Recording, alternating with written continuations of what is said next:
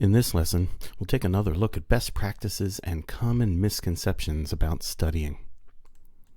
In previous lessons, we've seen this flow chart showing how information enters our two memory systems. First, the working memory system, and then we hope that we can form long-term memory traces for the information, and that involves building stronger synapses between neurons involved in the learning. And then when the test rolls around, we want to use the test question in our working memory to search our long-term memory system to hopefully reactivate stored memory traces, retrieve the information, and then answer the question. Now, there are two ways that we can have fast, easy access to information stored in our brain. Fast, easy retrieval can be the result of recently processed information in our working memory system. So we're going to call this the working memory boost, a temporary increase in synapse strength, making information more easily accessible. So if we're studying some information, all the neurons in our brain that were recently activated by that learning event, the synapses between those neurons become temporarily increased, so we have easier access to that information. The other way to have fast, easy retrieval is that we have strongly stored the information in our long-term memory. We have strong memory traces in the long-term memory system. Now, generally speaking, we want our study practices to build strong memory traces, and we also want to test their strength along the way. And the reason for this is because of these two ways that we can have fast and easy retrieval. We might have fast, easy retrieval just because we were studying it 5 minutes before, but that's an effect of the short-term memory system in a sense. Or we might have fast, easy retrieval because we have strong memory traces in the long-term memory system. So we want our study practices not only to build the long-term memories, but also to test the strengths of these long-term memories. Now, we're going to look at sort of the time course of studying, and we're going to have to define a couple of terms here. The first term is retrieval strength, and this is a measure of how fast and easy it is to retrieve information. And we're going to associate this with sort of the working memory system, but it's also related to the long-term memory system because high retrieval strength, if we have fast, easy retrieval, could be just that we were just studying the information a moment ago, or it could be because in our long-term memory system we have strong memory traces. So retrieval strength is just a measure of how fast and easy it is to access the information we want. Storage strength is going to have more to do with the strength of synapses in the cortical memory traces. So this is the long-term memory system. So are these memory traces weak or strong? So again, retrieval strength, how fast and easy is it to retrieve information? And storage strength, the actual condition of our memory traces in the long-term memory system. Are they weak or strong? All right. Now, we're going to be using this graph throughout the lesson to teach us a few things about good study practices and some traps that students can fall into. First, we have retrieval strength up top here and time on the x-axis. So we've got multiple study sessions with sleep in between. And then we have storage strength on the bottom here and again time. And you'll notice a couple of trends here. It seems that in both cases there is some trend upward and to the right for both retrieval strength and storage strength. For the storage strength, the idea is as we study repeatedly, we're building stronger and stronger memory traces. And so our storage strength is increasing. We're building stronger synapses between the neurons that store the information we want to learn. And on the retrieval strength graph, we see that our as study progresses, we have faster and easier access to knowledge. Higher retrieval strength. So the goal of studying is to increase storage strength so that we have high retrieval strength for what we want to know. Psychologists argue that this state of affairs down here, storage strength, is intimately related to retrieval strength. And what we want our study practices to do is to build strong memory traces in our long-term memory system, the cerebral cortex. And that will go a long way towards ensuring that we have easy, fast access to that information. But we'll say more about that coming up. So how do we build these strong memory traces? Well, here are the 3 recommendations according to modern psychological research: repetition, spacing with sleep in between, and retrieval practice. Let's take them one at a time. Repetition. So the idea is that each time we study, we have a chance to build stronger and stronger synapses among those neurons that are storing the information we're studying. So repetition is going to give our brain the chance to build stronger memory traces, and that's measured by the storage strength graph down here. Now let's take a look at retrieval strength. Here is our first study session up here, and we have high retrieval strength. But notice we have high retrieval strength when we're studying here too, and high retrieval strength here. So when we are studying, we are going to experience high retrieval strength. But this might be due to the working memory boost. There's always going to be some amount of working memory boost when we are studying. Interestingly, let's take a look at retrieval strength between study sessions. Now notice, if this was our first study session, retrieval strength significantly decreases the next day. Retrieval strength is lower between the study sessions because the working memory boost has disappeared. But notice, as we study repeatedly, retrieval strength increases. And that's what we want. We want our repeated study sessions to deliver high retrieval strength, even between study sessions. Psychologists argue that there's a relationship between storage strength and retrieval strength, that when we have low storage strength, we're going to have fast forgetting. So the strength of the long-term memory determines the rate of forgetting. The reason why students forget quickly after only one study session is because they haven't built strong storage strength here. They haven't built strong memory traces in their cerebral cortex. After repeatedly studying, notice what happens over here. We have high storage strength, and psychologists would argue that's what's partially causing the high retrieval strength. Notice the slope here is more gentle, more gradual. So we have slower forgetting than after the first study session. Now I say the storage strength is partially determining the rate of forgetting, because there will be another factor. We'll get to that later, and it's how often you retrieve information. But more on that later. So notice then, with strong cortical memory traces, even the delay of sleep will not affect the ease or the speed of retrieval.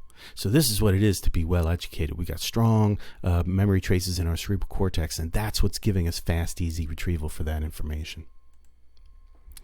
All right, the next factor in good study practices is spacing with sleep in between. So notice we have sleep on our both of our graphs here. Now, why is sleep so important? Because scientists have discovered that when we go to sleep, our brain is reprocessing the day's learning. And in fact, in previous lessons, we talked about the hippocampal memory traces are reactivated, and they are signaling the cortical memory traces to strengthen synaptic connections, to strengthen the cortical memory traces. We call this memory consolidation, and it's happening during sleep. So if we repeatedly study the same information with sleep in between, that's how we're going to be building our storage strength, strengthening cortical memory traces. And that's going to give us gains in our retrieval strength, even in between study sessions. So there is an important direct connection between the study practices that build long-term memories and our ability to access that information. As we increase storage strength, we're increasing retrieval strength between study sessions.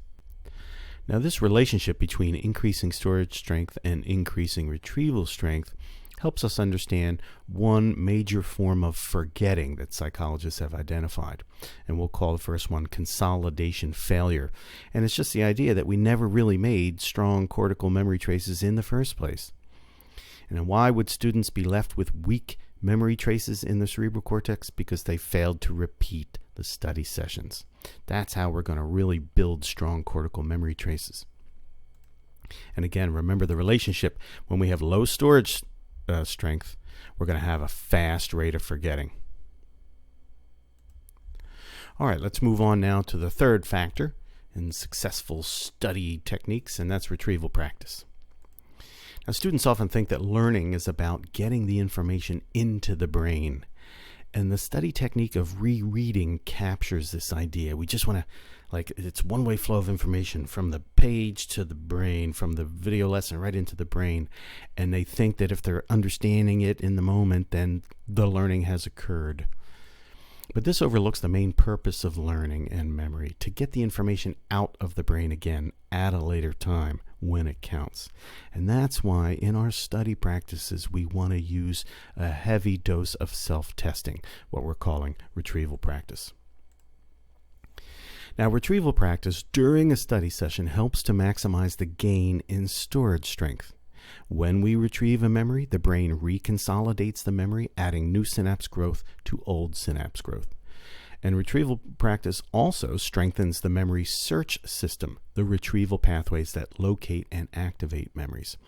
So when we're doing our study session, we want to use deep processing techniques that really make the brain work hard, reorganizing information, doing concept maps and retrieval practice, teaching other people, anything that's really making the brain do some good thinking, that's going to produce benefits in storage strength. And retrieval practice is one of those techniques. So we do want to use retrieval practice in our study practices. It's got well-documented benefits.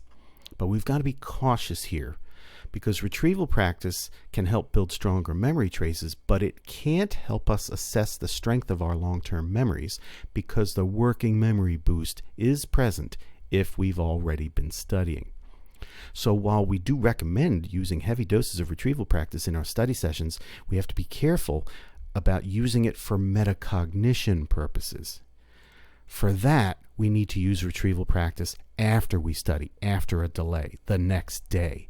So if we use retrieval practice here after the delay of sleep, now we can measure the strength of our long-term memory. Now retrieval practice gives us this metacognition information.